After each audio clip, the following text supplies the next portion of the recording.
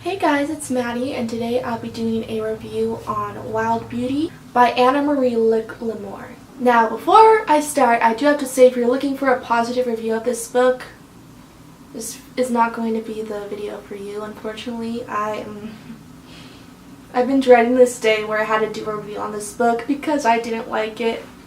But let's just get into the reasons why, so let's just begin.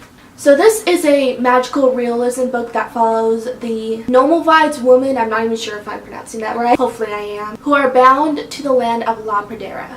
They have the power to grow flowers, so they fill the land with gardens. And they have a curse where if they fall in love with someone, that person will disappear. So a boy named Fel shows up in the garden and he's unaware of his past. And the women suspect he is a lover of a past Nomalvides woman who disappeared. So the plot of this book started off really good. In the course of the first few chapters, we got to know a little about the women, not much, but we also got to the point where Fel showed up. We got to see how he forgot his past. But the middle of the book went so off track, and it seemed like the middle of the book didn't really pertain to the original premise anymore. It was just really random to me. Like, there was a few things about it that pertained to the actual plot having to do with Fel and him arriving here and him forgetting his past. But then there were a lot of other things that just didn't make any sense, and I'm like, why are we going into these things that we don't need to go into? It's not necessary, and it's going so off track.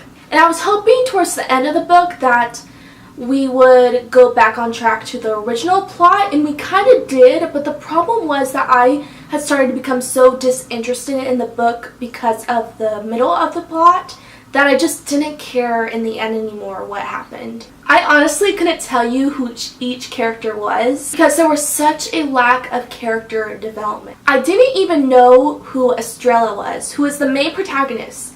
We should know who the main protagonist is.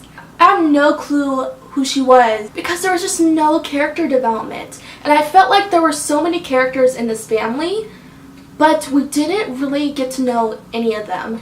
In fact, a lot of the characters seemed to like mush into one person. Like, there was the grandmothers and then the mothers, but both the grandmothers and the mothers seemed to just be one person because we didn't get to know any of them. And we got to know a little bit of the cousins, who is Estrella's cousin, but just barely, and it just wasn't enough. And it made me feel so disconnected to the characters and just not interested in them at all. And the lack of character development in this book was the biggest downfall of it, because if the characters in a book are so one-dimensional and uninteresting, I'm just not going to like the book. That's how it is. Like, I read books because of characters. I'm a really big character-driven person. That's something I like to read about. And when a book just doesn't have very interesting characters and they're so one-dimensional and we barely get to know them, I'm just not going to like the book.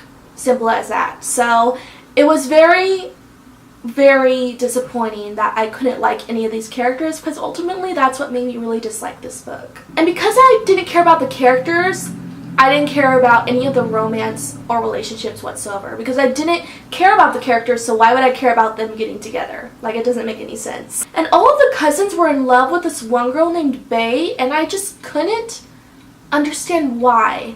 Because, well, really all the characters in this book were interesting to me whatsoever, but Bae was so uninteresting, and I just couldn't understand how she was so great that 5 girls were so in love with her. Like, it didn't make any sense. We didn't get to know her character whatsoever. I couldn't tell you who she is, as well as with the other characters. I didn't understand it, how all these girls were in love with her, because she just was so plain and uninteresting, and like, it didn't make any sense. Now, I do have to say that the strongest thing about this book was the writing. The writing is gorgeous and so beautiful and so lyrical, and it describes the settings so vividly, like the land of La Pradera. The writing is gorgeous, but a book cannot have great writing and a weak plot and characters. Like, it doesn't matter to me how great the writing is. If the plot and the characters are weak, I'm not going to like it. But I do have to say that the writing was beautiful, and because of that, I may give this author's books another try. I'm not so sure yet, but I do really love the writing. It was very beautiful. Since I really disliked this book, and I know I'm not the end-all, be-all opinion, I would also like to give some points that I think you would like if you're interested in these things. So if you really love lyrical writing and vivid settings, I think you'll really like this book, because the settings in this book were very easy to picture, and the settings were so beautiful since this takes place in a land where there's flowers everywhere because these women could make flowers with magic. So I really loved the setting of it. It was really magical. And I think if you really like vivid, beautiful settings and really good descriptions of settings, then you will like this book as well. If you love beautiful writing, then you'll also like this one. But if you're more into like strong plot and characters, I'd advise you to stay away from this book, because I personally don't think this book has very strong characters and a very weak plot.